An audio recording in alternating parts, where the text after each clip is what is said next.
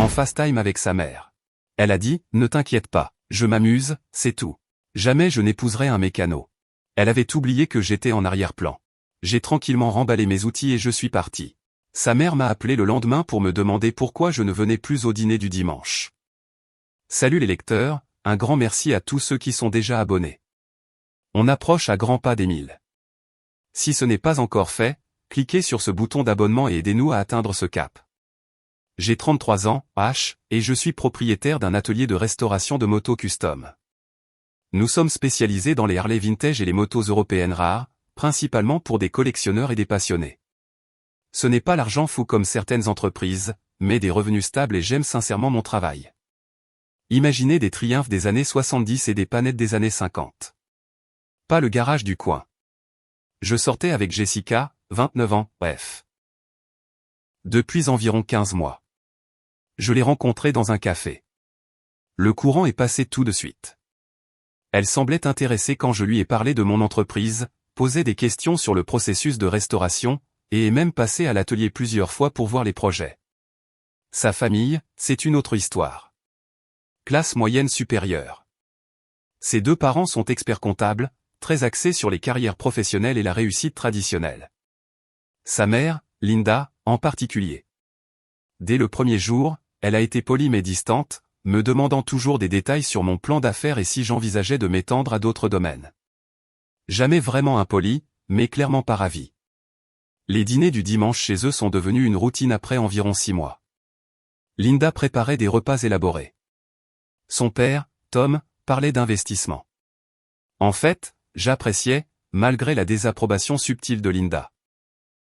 La nourriture était bonne, Tom était intéressant, et Jessica semblait heureuse de m'avoir là. Dimanche dernier a commencé normalement. Jessica et moi y sommes allés vers 14 heures. Linda a préparé son festin habituel. Nous étions tous assis après avoir mangé. Vers 16 heures, Jessica reçoit un appel FaceTime de sa colocataire de l'université, Sarah, qui a déménagé à Portland. Oh mon Dieu, Sarah, ça fait une éternité que je ne t'ai pas parlé. Comment va le nouveau boulot? Jessica prend l'appel dans le salon pendant que Tom et moi débarrassons la vaisselle. Je peux les entendre prendre des nouvelles, rire d'amis communs et de vieilles histoires. Maman, viens ici. Sarah veut te dire bonjour aussi. Linda va dans le salon. Je finis de charger le lave-vaisselle et je me dirige par là pour prendre ma veste dans le placard. C'est là que j'entends. Sarah a dû poser une question sur moi, car la voix de Jessica baisse, mais pas assez. Ah, lui. Il est gentil, mais ne t'inquiète pas, maman. Je m'amuse, c'est tout. Jamais je n'épouserai un mécano. La voix de Linda, eh bien, tant mieux. Je commençais à m'inquiéter que ça devienne sérieux. S'il te plaît. Tu imagines amener un type couvert de cambouis à mes événements d'entreprise? Je veux dire, il est bien pour l'instant, mais je ne suis pas stupide. Je suis debout dans le couloir, derrière l'entrée du salon. Jessica est assise sur le canapé, dos à moi. Linda est dans le fauteuil, positionnée de telle sorte qu'elle ne peut pas me voir non plus. Le téléphone est posé sur la table basse entre elles, montrant Sarah à l'écran. Mon cerveau s'est juste éteint. Pas de la colère, juste une clarté étrange, comme des pièces de puzzle qui s'emboîtent. Je suis retourné à la cuisine, j'ai dit à Tom que je devais partir plus tôt pour un truc de travail, et je suis sorti discrètement par la porte de derrière. Je suis monté dans mon camion et je suis rentré chez moi. J'ai passé le dimanche soir à réfléchir. Pas vraiment blessé, plutôt comme si je comprenais enfin la situation réelle. Jessica jouait à la petite famille avec moi depuis plus d'1 an, tout en planifiant mon remplacement éventuel. Tous ces dîners de famille, rencontrer ses amis, parler de peut-être faire un voyage ensemble. Juste un divertissement temporaire. Lundi matin, je suis à l'atelier de bonne heure, en train de travailler sur la reconstruction d'un moteur de Sportster de 1972. Idéal pour garder les mains occupées pendant que le cerveau traite l'information. Jessica m'envoie un texto vers 10 heures. Salut chérie, tu es parti tôt hier. Tout va bien? Ouais, tout va bien. On dîne ensemble ce soir? Je ne peux pas. Je travaille tard sur le Sportster. Demain alors? Cette restauration va me tenir occupé pendant un moment. Elle n'insiste pas. probablement soulagée d'avoir un peu d'espace loin de son cas social. Mardi soir, Jessica appelle. Mike, qu'est-ce qui se passe? Tu es différent depuis dimanche. Juste concentré sur le travail. Est-ce que ça va entre nous? Ça va, Jessica. Juste occupé. Quand est-ce que je peux te voir? Je te le ferai savoir quand ce projet sera terminé. Elle raccroche, confuse, mais je ne suis pas encore prêt pour la conversation. Je dois d'abord régler quelques aspects pratiques. Mercredi, je commence à retirer discrètement mes affaires de l'appartement de Jessica. Les outils de base que j'y gardais pour les urgences, jeux de douille, multimètre, câble de démarrage. Des choses que j'avais apportées au cours des 15 mois passés à régler les problèmes de sa voiture et à l'aider lors de déménagement. Jeudi, je mets à jour mes informations de contact d'urgence à la banque et à la compagnie d'assurance. J'avais mis Jessica il y a quelques mois quand elle avait proposé, après que j'ai mentionné ne pas avoir de famille à proximité. Ça semblait pratique à l'époque. Vendredi matin, Linda m'appelle. C'est la première fois qu'elle m'appelle directement. Mike, mon chéri, Jessica a mentionné que vous aviez eu une sorte de désaccord. Que s'est-il passé? Intéressant. Jessica lui a dit que nous nous étions disputés, mais pas pourquoi. Pas de désaccord, Linda. Tout va bien. Eh bien, tant mieux. Tu nous as manqué au dîner dimanche. Tu viens ce week-end, n'est-ce pas? En fait, je vais être pris par le travail dans un avenir proche. Quoi? Pourquoi? Avons-nous fait quelque chose de mal? Rien de mal, Linda. J'ai juste réalisé que les dîners du dimanche ne fonctionnent plus vraiment avec mon emploi du temps. Ça semble soudain. Tu es sûr que tout va bien? Tout va bien. Prenez soin de vous. Je raccroche avant qu'elle ne puisse poser d'autres questions. Jessica se pointe à mon atelier vendredi après-midi pendant que je remonte le moteur du Sportster. Mike, il faut qu'on parle. De quoi? De ce qui se passe avec toi. Ma mère a dit que tu ne venais plus dîner. Est-ce que tu romps avec moi? J'ai juste réfléchi à ce que nous voulons tous les deux à long terme. Qu'est-ce que tu veux dire? Je m'essuie les mains et je la regarde, debout là dans sa tenue de travail, l'air agacé que je perturbe sa routine. Je veux dire, si nous sommes vraiment compatibles pour le long terme. Bien sûr que nous le sommes. Nous sommes ensemble depuis plus d'1 an. Sommes-nous ensemble, ou est-ce que tu me gardes sous la main temporairement? Son visage change. Mike, je ne sais pas ce que tu penses. Je sais exactement ce que je pense, Jessica. J'ai entendu ce que tu as dit à ta mère dimanche. Elle devient blême. Ce n'était pas. Je ne le pensais pas comme ça sonnait. Comment le pensais-tu, alors? J'étais juste. Ma mère n'arrêtait pas de me poser des questions sur notre avenir et j'essayais de gagner du temps en lui disant que tu n'épouserais jamais un mécano et en m'appelant un type couvert de cambouis. Je gérais juste ses attentes. Je ne réfléchissais pas clairement. Tu réfléchissais très clairement. Tu étais honnête sur la façon dont tu me vois, moi et ma carrière. Ce n'est pas vrai. C'est entièrement vrai. Et c'est bien, Jessica. Tu as le droit de vouloir ce que tu veux. Mais je ne suis pas intéressé à être ton divertissement temporaire. Mike, s'il te plaît. C'est fini. Prends soin de toi. Je suis retourné à mon moteur et elle a fini par partir. Samedi, c'est une avalanche de textos toute la journée. Des excuses, des explications, des demandes pour parler. Je ne réponds pas. Dimanche matin, Linda rappelle. Mike, que s'est-il passé? Jessica est bouleversée depuis tout le week-end. Est-ce qu'elle vous a dit ce qu'elle a dit lors de son appel FaceTime? Elle a dit que tu avais entendu quelque chose et que tu l'avais mal compris. Linda, j'ai entendu votre fille dire à son amie qu'elle n'épouserait jamais un mécano et qu'elle n'amènerait pas un type couvert de cambouis à des événements professionnels. Il n'y a rien à mal comprendre. Long silence. Elle parlait de toi. Elle parlait de moi à vous. Vous faisiez partie de la conversation. Autre silence. Je me souviens de cet appel maintenant. Je pensais qu'elle parlait de manière hypothétique. Ce n'était pas le cas. Mike, je n'avais aucune idée que tu avais entendu ça. Maintenant, vous le savez. Et maintenant vous savez pourquoi je ne viendrai plus dîner. La conversation se termine maladroitement. Linda semble sincèrement surprise, ce qui me dit que Jessica a déformé l'histoire. Jessica se pointe à mon appartement dimanche soir. Mike, s'il te plaît, écoute-moi. Il n'y a rien à écouter. J'ai fait une erreur.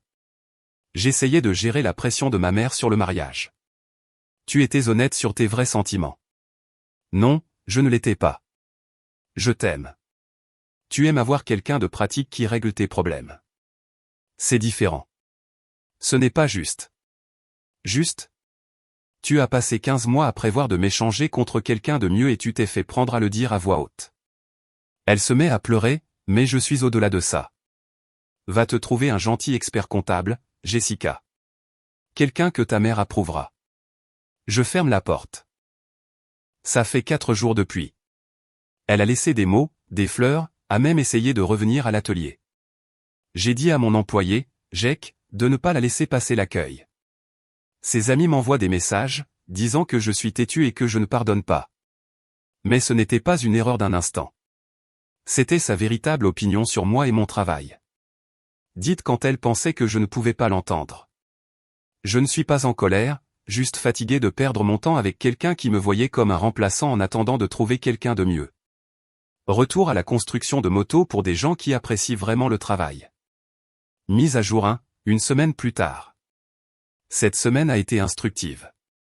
Merci pour les commentaires et le soutien. C'est bon de voir que la plupart des gens comprennent pourquoi je ne suis pas intéressé à être le plan de secours de quelqu'un en attendant que le prince charmant arrive. La campagne de limitation des dégâts de Jessica a été prévisible. Elle dit à tout le monde que j'ai mal compris ce qu'elle a dit et que je suis déraisonnable pour une simple erreur de communication. Lundi, son amie Chloé s'est pointée à l'atelier. Mike, tu es ridicule. Jessica t'aime. Jessica aime la commodité. Elle a fait un commentaire pour que sa mère la laisse tranquille. Tu détruis une bonne relation pour rien. Chloé, elle m'a traité de type couvert de cambouis et a dit qu'elle aurait honte de m'amener à des événements professionnels, devant sa mère, et sa mère était d'accord. Ce n'est pas rien. Elle était frustrée et a dit quelque chose de stupide. Elle a dit quelque chose d'honnête quand elle pensait que je ne pouvais pas l'entendre. Chloé a essayé de me faire culpabiliser pendant quelques minutes de plus avant d'abandonner.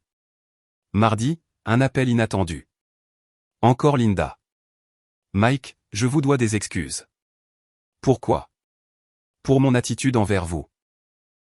J'ai eu une longue discussion avec Jessica hier sur ce qui s'est passé. D'accord. Elle a essayé de rejeter la faute sur moi. Elle a dit que je lui mettais la pression pour trouver quelqu'un de plus professionnel, et qu'elle me disait juste ce que je voulais entendre. Je lui ai dit que c'était n'importe quoi. Je n'ai jamais rien dit sur le fait de vouloir qu'elle sorte avec quelqu'un de plus professionnel. Linda a expliqué qu'après notre conversation, elle avait réfléchi à son propre comportement envers moi. J'ai réalisé que j'avais été distante au sujet de votre travail sans vraiment comprendre ce que vous faites. Alors, j'ai cherché des informations sur la restauration de motos. La plupart des gens n'y connaissent pas grand-chose. Je ne connaissais pas le niveau de compétences requis, ni que les motos vintage pouvaient valoir beaucoup d'argent. Je jugeais sur la base d'idées préconçues. Ça arrive souvent dans mon métier. J'ai aussi réalisé que vous aviez toujours été respectueux envers notre famille, même quand j'étais difficile. J'appréciais les dîners, Linda.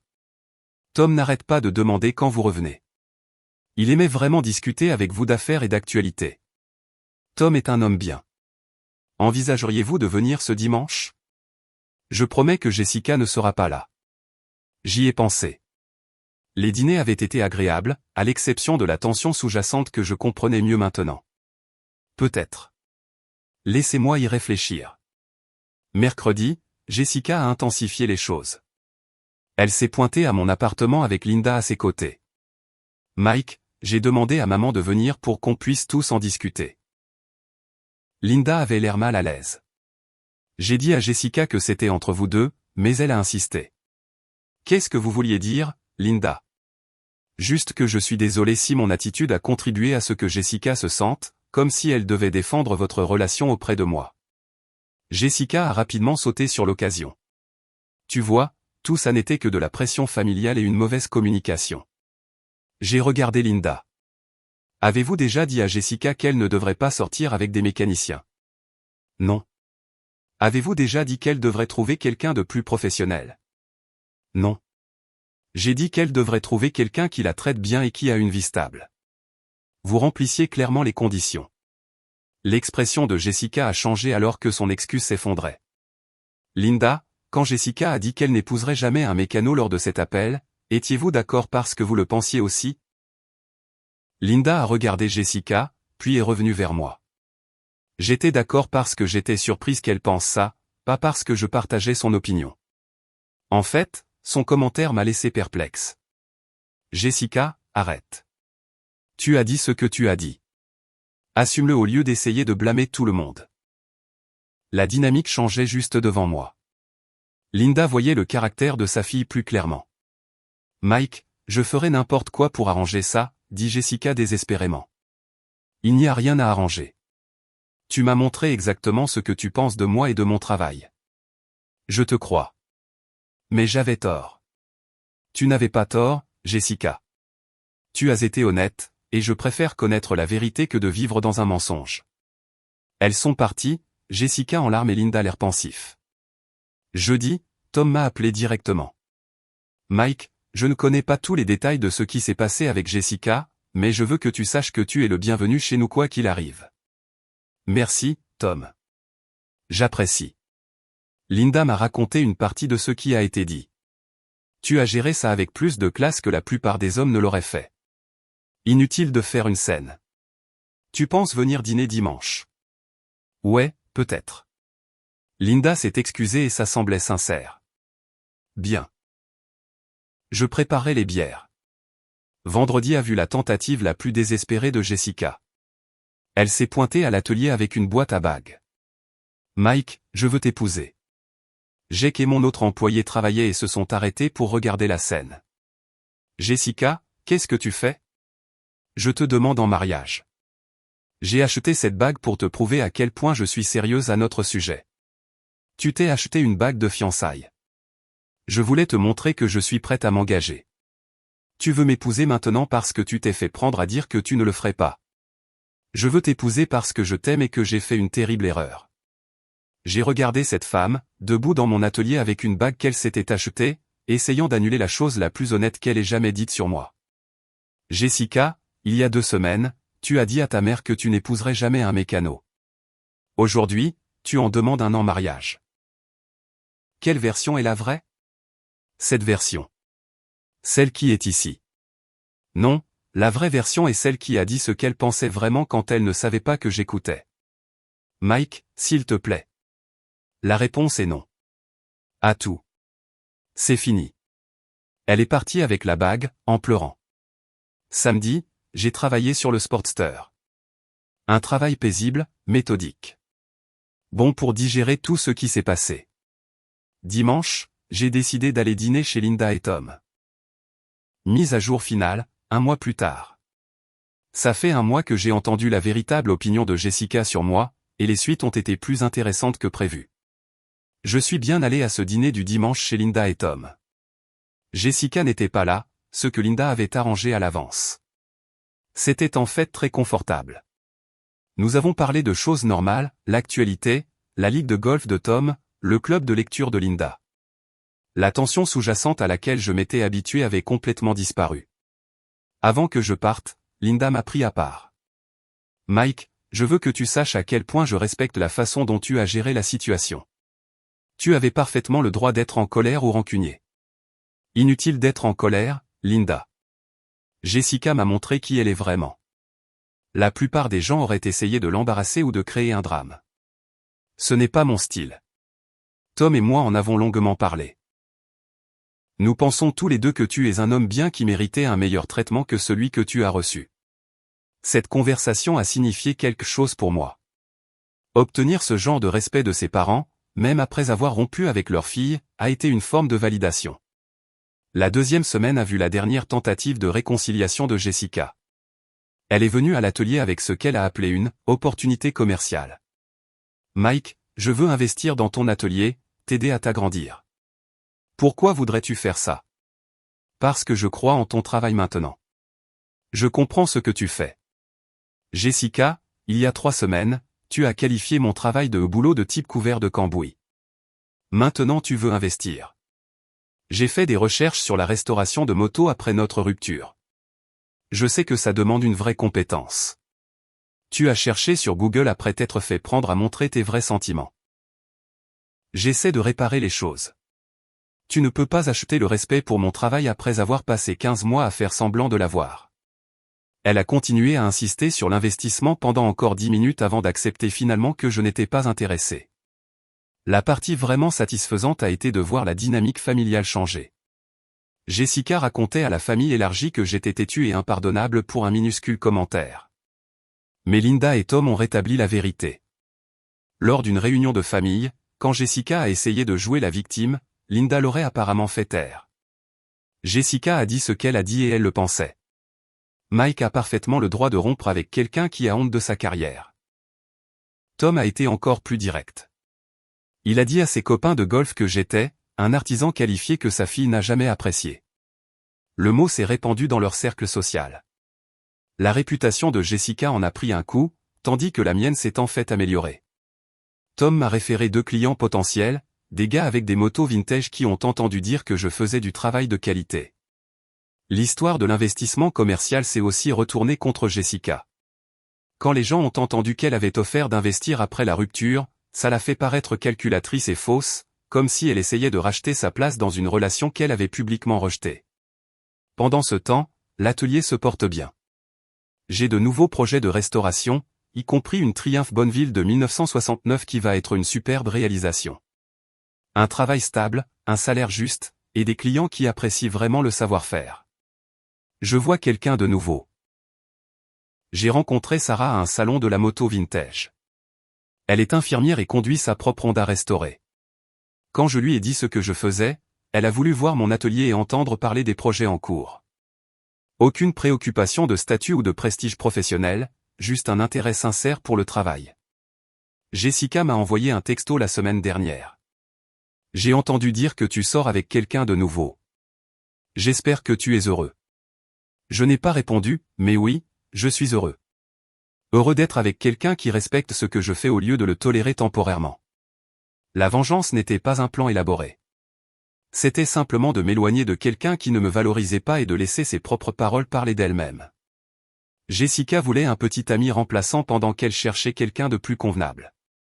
Au lieu de ça, elle a perdu une relation solide et a nui à sa réputation auprès de sa propre famille. Elle pensait avoir une conversation privée sur sa passade temporaire avec le personnel de maison. Au lieu de ça, elle a révélé exactement qui elle est vraiment à tous ceux qui comptent. Linda envoie encore des textos de temps en temps pour prendre des nouvelles. Tom et moi prenons parfois un café pour parler affaires. Ils sont devenus des amis, indépendamment de Jessica, ce qui m'a surpris. Jessica fait face aux conséquences d'avoir cru qu'elle était plus intelligente que tout le monde. Il s'avère que lorsque vous dénigrez quelqu'un dans son dos, vous en révélez plus sur vous-même que sur cette personne. Je restaure des motos vintage pour des gens qui apprécient la qualité et le savoir-faire. Je l'ai toujours fait, et je le ferai toujours. L'opinion de Jessica n'a jamais changé cette réalité. Ça a juste montré qu'elle n'a jamais été la bonne personne pour faire partie de mon monde. Maintenant, je suis avec quelqu'un qui comprend, et ça compense tout.